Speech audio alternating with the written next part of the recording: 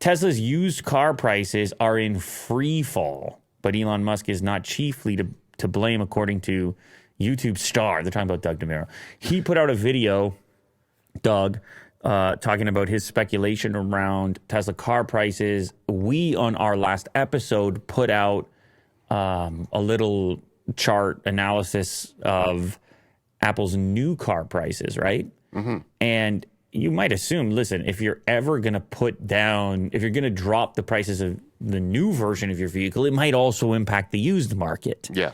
So I feel like that is partly to blame, but Doug has actually one more speculation, which is that the rise in interest rates in the U.S. has had an effect. So he's going bigger picture, suggesting that the typical Tesla buyer, and by the way, he has a specific insight because of his Cars and Bids website. Mm-hmm.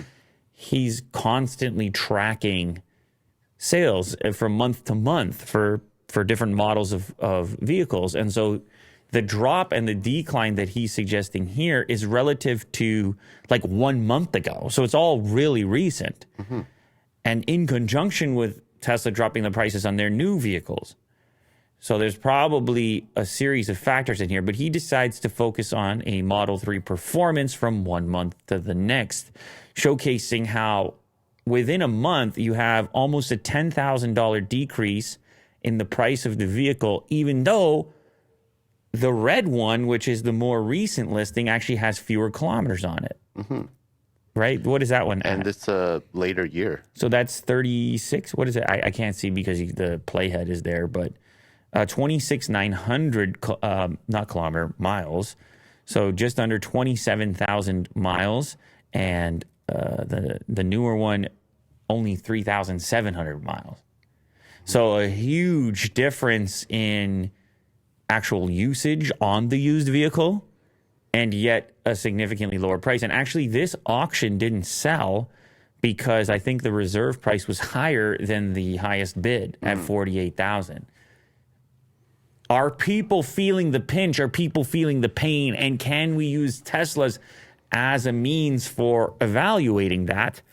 Listen, we can go ahead and speculate. It could be a lot of things. As Teslas have become less scarce, right? They've been easier to get, to order. You can just say, you know what? I'll just get it when I get it.